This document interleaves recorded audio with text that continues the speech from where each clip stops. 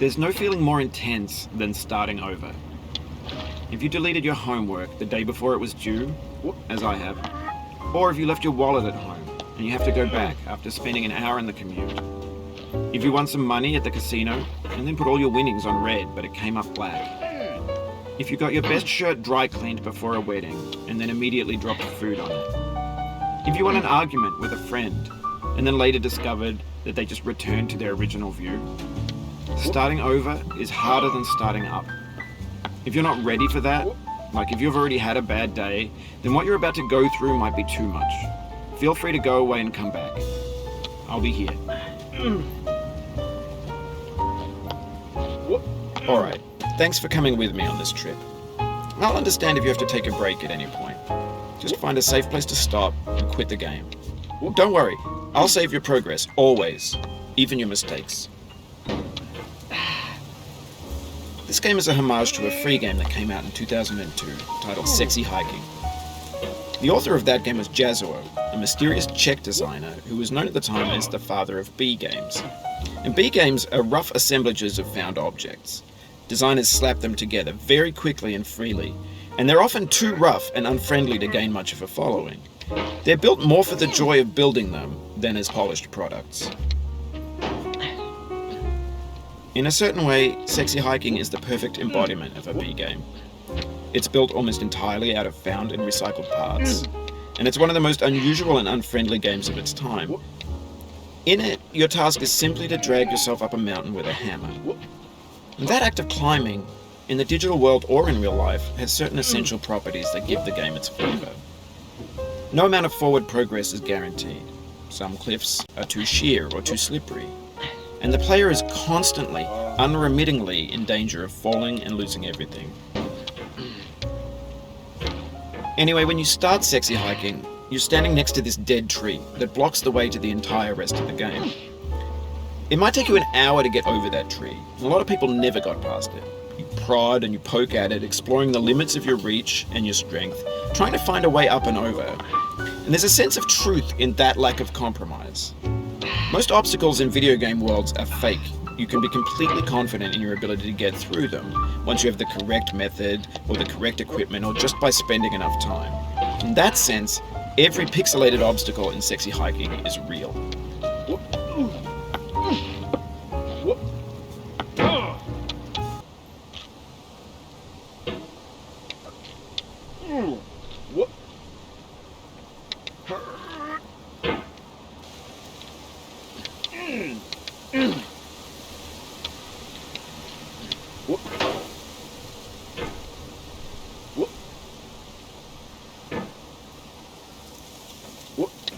The obstacles in Sexy Hiking are unyielding, and that makes the game uniquely frustrating. But I'm not sure Jazuo intended to make a frustrating game. The frustration is just essential to the act of climbing, and it's authentic to the process of building a game about climbing. A funny thing happened to me as I was building this mountain. I'd have an idea for a new obstacle, and I'd build it, test it, and it would usually turn out to be unreasonably hard. But I couldn't bring myself to make it easier. It already felt like my inability to get past the new obstacle was my fault as a player rather than as a builder. Imaginary mountains build themselves from our efforts to climb them, and it's our repeated attempts to reach the summit that turns those mountains into something real.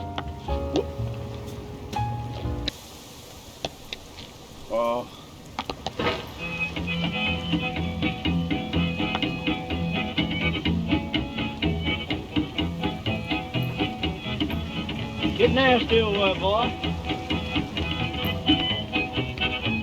This away. Going where the weather suits my clothes. I'm going where the weather suits my clothes. I'm going where the weather suits my clothes. And I ain't going to be treated this way.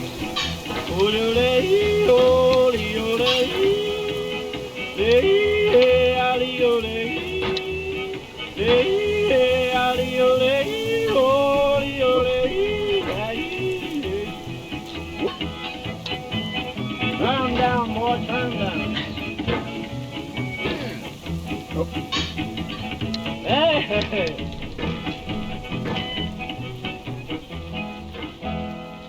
When you're building a video game world, You're building with ideas.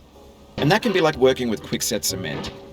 You mold your ideas into a certain shape that can be played with, and in the process of playing with them, they begin to harden and set until they're immutable, like rock. And at that point, you can't change the world. Not without breaking it into pieces and starting fresh with new ideas.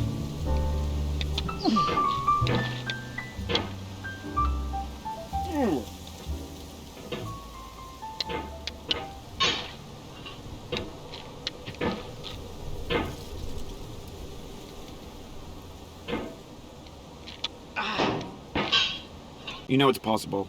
Just do what you did the first time. What? What? What?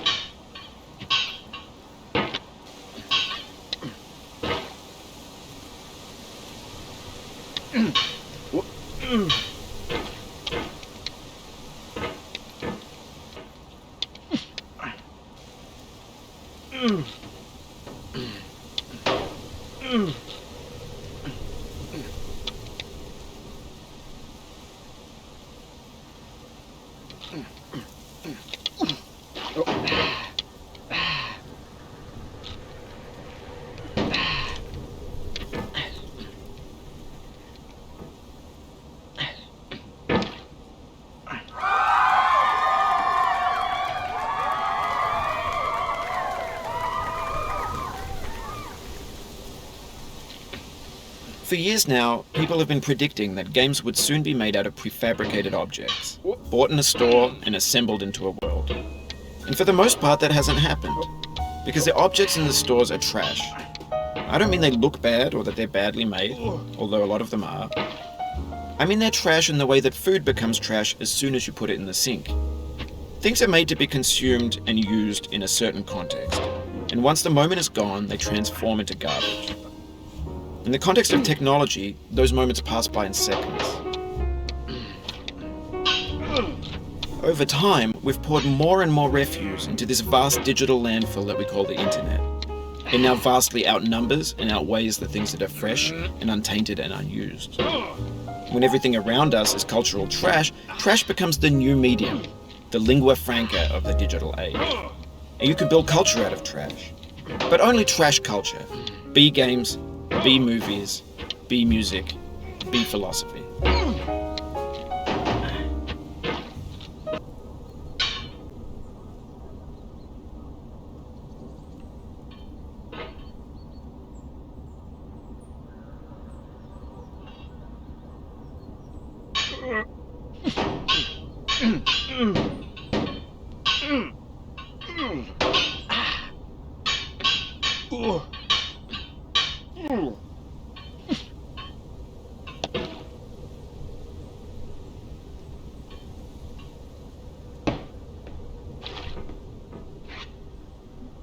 There's 3D models of breakfast, Gen X's fanfic novels, scan magazines, green screen Shia LaBeouf, banned snuff scenes on LiveLeak.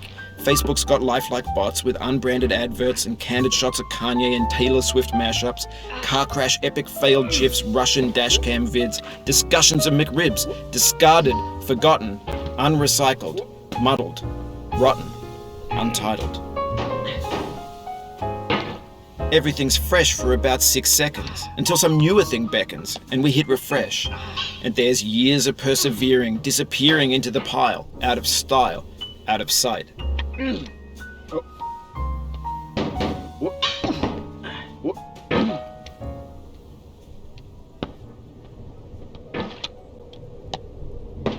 What?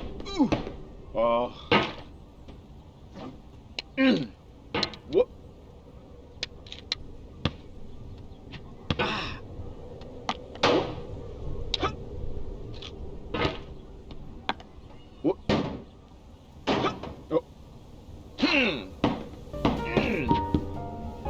In this context, it's tempting to make friendly content that's gentle, that lets you churn through it but not earn it.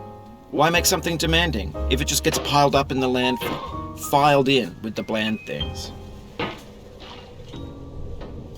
What? Oh.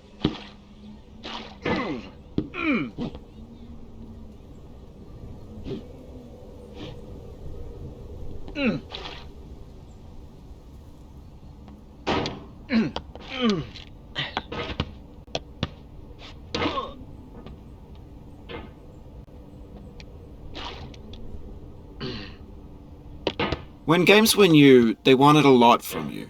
Daunting you, taunting you, resetting and delaying you. Players played stoically. Now everyone's turned off by that. They want to burn through it quickly. A quick fix for the fickle, some tricks for the clicks of the feckless. But that's not you, you're an acrobat. You could swallow a baseball bat.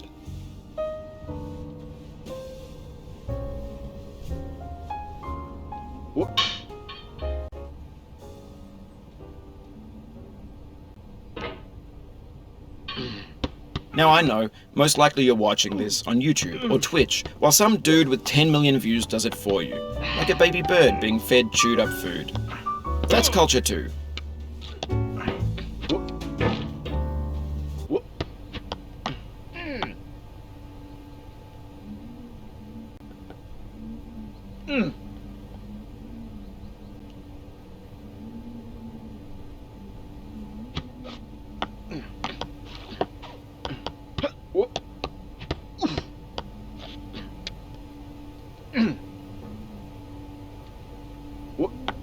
But on the off chance that you're playing this, what I'm saying is, trash is disposable, but maybe it doesn't have to be approachable.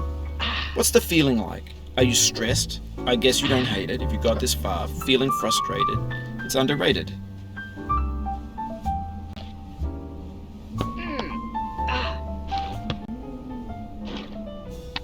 An orange is sweet, juicy fruit locked inside a bitter peel. That's not how I feel about a challenge. I only want the bitterness. It's coffee. It's grapefruit. It's licorice.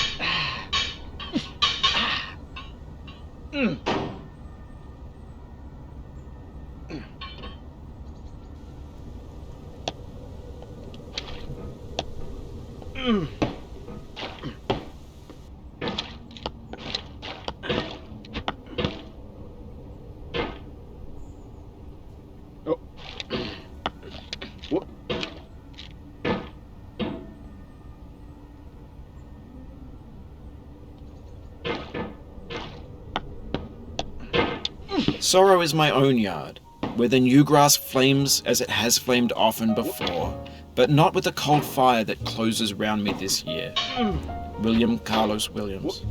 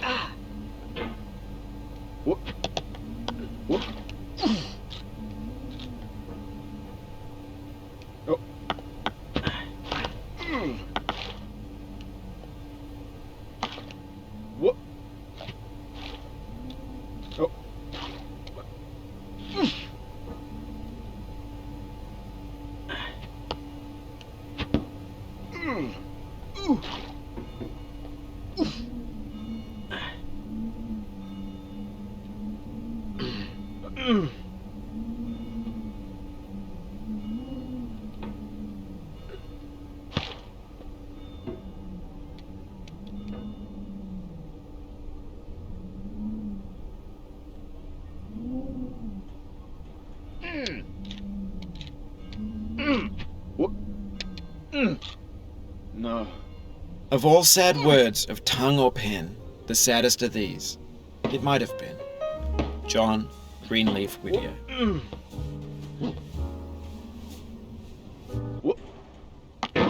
When to the sessions of sweet silent thought I summon up remembrance of things past, I sigh the lack of many a thing I saw, and with old woes new wail my dear time's waste. William Shakespeare, Sonnet 30.